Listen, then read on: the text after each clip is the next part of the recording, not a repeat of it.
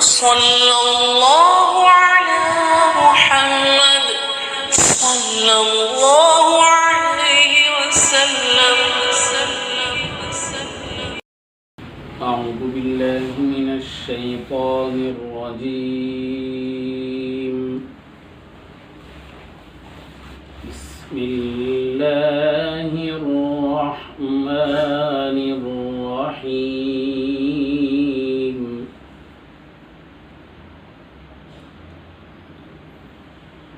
آمن الرسول بما أنزل إليه من ربه والمؤمنون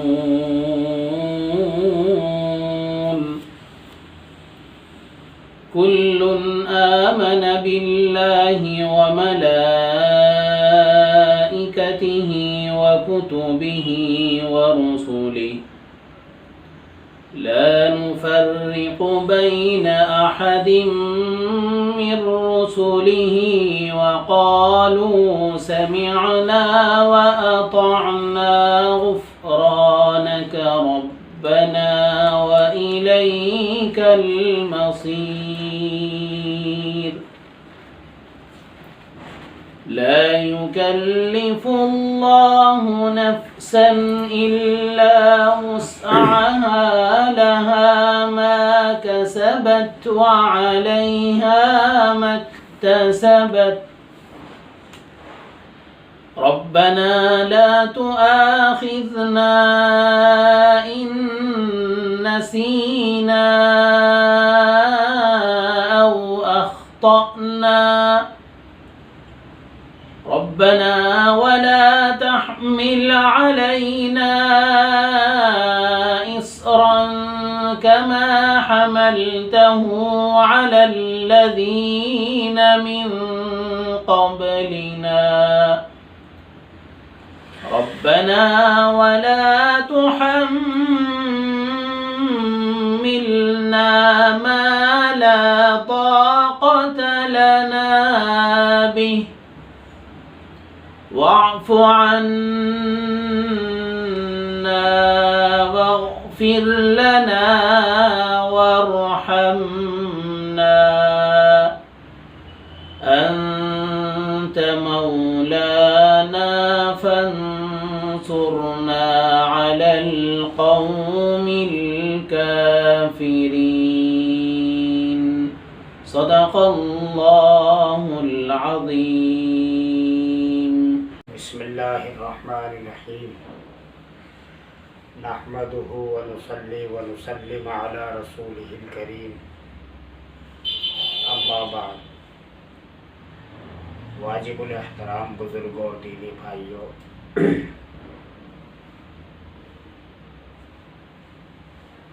دنیا کے اندر مختلف مذاہب کے لوگ آباد ہیں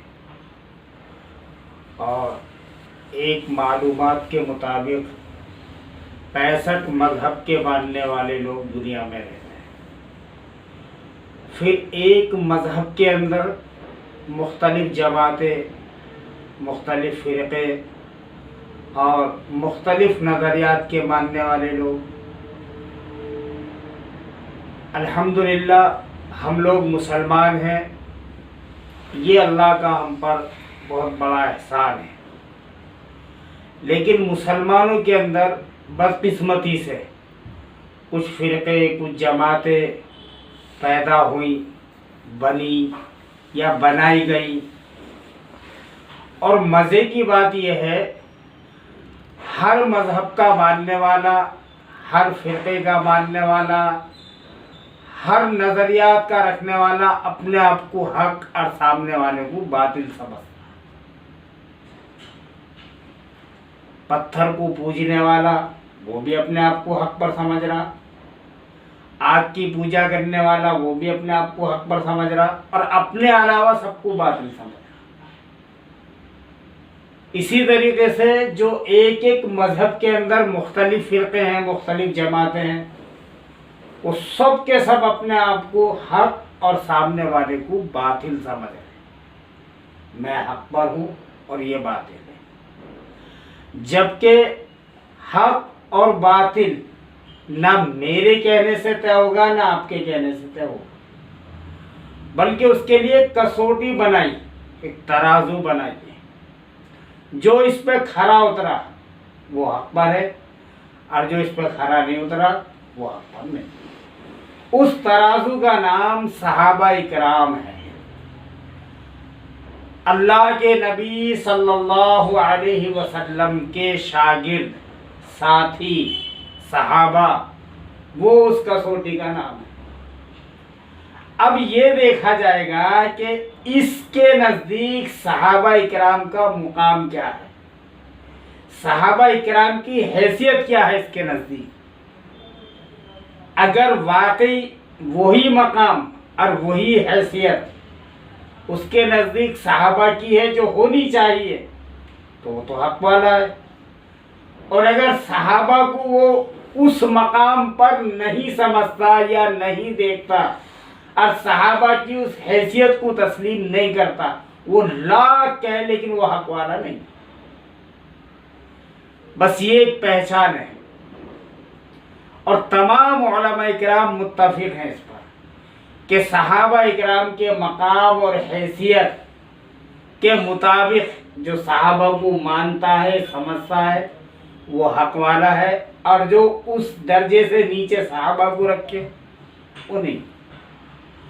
اب بہت سارے ایسے لوگ ہیں دنیا کے اندر جو صحابہ کا نام تو لیتے ہیں کہ جی صحابہ کے ہم ماننے والے، صحابہ سے محبت کرنے والے، اور دیکھو صحابہ کرام کے نام پر ہم اپنی مسجدیں بناتے ہیں۔ ایسی بہت سی جماعتیں، آپ کو مختلف جگہ، کہیں بلال حبشی کے نام پہ مسجد، کہیں ابو ہریرہ کے نام پہ مسجد، لیکن یہ دلیل نہیں ہے کہ صحابہ کرام کو وہ لوگ وہی مقام دیتے ہیں، وہی حیثیت دیتے ہیں۔ کیونکہ جب ان سے پوچھا جاتا ہے کہ بھئی صحابہ کرام آپ کے نزدیک دلیل حجت ہیں یا نہیں، تو وہ لوگ کہتے ہیں نہیں، دلیل حجت تو صحابہ نہیں ہے ہمارے، ہم وہ کام کریں گے جو اللہ کے نبی صلی اللہ علیہ وسلم نے کیا۔ اب ایک موٹا سا سوال، بالکل موٹا سا، یعنی ہر آدمی کو سمجھ میں آنے والا، اللہ کے نبی کے ایک ایک عمل کو دیکھنے والے صحابہ کرام، اللہ کے نبی صلی اللہ علیہ وسلم سے براہ راست علم حاصل کرنے والے صحابہ کرام۔ اگر آج میں کسی عمل کو سنت سمجھ کے کر رہا ہوں تو میرے تک وہ عمل صحابہ کرام کے ذریعے پہنچا۔ آج اگر میں کسی تعلیم کو اپنے نبی کی تعلیم سمجھ کے عمل کر رہا ہوں تو وہ تعلیم صحابہ اکرام کے ذریعے مجھ تک پہنچی۔ اگر صحابہ سچے نہیں، دلیل حجت نہیں، تو پھر کہیں بھی گڑبڑی ہو سکتی ہے، کسی بھی عمل کے اوپر انگلی اٹھائی جا سکتی ہے۔ تو وہ لوگ کہتے ہیں کہ ہم صحابہ کی عزت کرتے ہیں، صحابہ کی قدر کرتے ہیں، لیکن دلیل حجت صحابہ کو نہیں مانتے، معیار صحابہ کو نہیں مانتے۔ ہم نماز پڑھیں گے نبی والی، تو صحابہ والی کوئی دوسری نماز تھی، صحابہ دوسری نماز پڑھتے تھے۔ پھر ایسی ایک جماعت، ان کا دعویٰ یہ کہ صحابہ سے سب سے زیادہ محبت ہم لوگ کرتے ہیں، اور صحابہ کرام کے ہر طرف گنگان ہے، لیکن جب ان کے کسی نئے عمل کو دیکھ کر ان سے یہ سوال کیا جاتا ہے، بھائی آپ جو یہ عمل کر رہے ہیں صحابہ کرام سے تو یہ عمل ثابت نہیں، اس وقت ان کے چہرے دیکھو، ان کو کیا غصہ آتا، یہ صحابہ کی محبت، یہ صحابہ کا مقام۔ حالانکہ دعوے ان کے اتنے بڑے بڑے ہیں کہ صحابہ کے عاشق ہم سے بڑا کوئی ہو ہی نہیں سکتا دنیا کے اندر، صحابہ کے چاہنے والے ہم سے بڑا کوئی ہو ہی نہیں سکتا دنیا کے اندر، لیکن حال ان کا یہ ہے، کسی بھی ان کے نئے عمل پہ آپ ان سے سوال کریں کہ بھائی یہ اللہ کے نبی سے اور صحابہ کرام سے ثابت نہیں، پھر ان کے چہرے دیکھنا۔ وہ جو لوگ صحابہ اکرام کی حیثیت اور صحابہ کرام کے مقام کو اسی درجے میں سمجھتے ہیں اور مانتے ہیں وہ اہل حق، چاہے وہ دنیا کے کسی بھی کونے پہ رہتے ہو، کہیں بھی رہتے ہو۔ اس لیے یہ کہنا چھوڑ دو فلا حق پہ فلا باطل فلا، نہیں۔ اب یہ دیکھا جائے گا صحابہ کرام کی حیثیت کیا ہے اس کے نزدیک، اور صحابہ کرام کا مقام کیا ہے اس کے نزدیک۔ اور آج تو ایسے ایسے لوگ پیدا ہوئے جو اپنے آپ کو اہل سنت والجماعت بھی کہہ رہے، اور بدقسمتی سے لوگ انہیں عالم کی حیثیت سے بھی جانتی ہے، اور وہ صحابہ پر اعتراض کرتے۔ ایسے لوگ اس وقت ہمارے سامنے موجود ہیں دنیا کے۔ امیر معاویہ پہ اعتراض، ابو ہریرہ پہ اعتراض، اور اعتراض کرنے والوں کے ساتھ بھی کھڑے ہو گئے لوگ۔ مزے کی بات یہ ہے ان کے دفاع کے لیے بھی لوگ میدان میں آ گئے۔ نہیں، حضرت کی بات آپ سمجھے نہیں، حضرت کا علم بہت اونچا ہے، حضرت کی بات میں گہرائی بہت ہے۔ اچھا، صحابہ پر اعتراض ہو رہا، یہ حضرت کے اونچے علم کی پہچان ہے مزے کی بات ہے۔ اور ان کے ماننے والے ان کو سب سے بڑا اہل حق سمجھ رہے ہیں، یہ ہے۔ اس لیے اللہ کے واسطے صحابہ کرام کے تعلق سے اپنی زبانوں کو قابو میں رکھیں، اور صحابہ کرام کے مقام کو اور ان کی حیثیت کو پہچانیں۔ اللہ کے نبی صلی اللہ علیہ وسلم کے وہ براہ راست شاگرد ہیں۔ اور آپ نے دیکھا ہوگا اگر آپ کسی مدرسے کے بچے کے اوپر اعتراض کرتے ہیں تو اس کے استاد کو بھی غصہ آتا، بھائی مدرسے کے ذمہ دار کو بھی غصہ آتا۔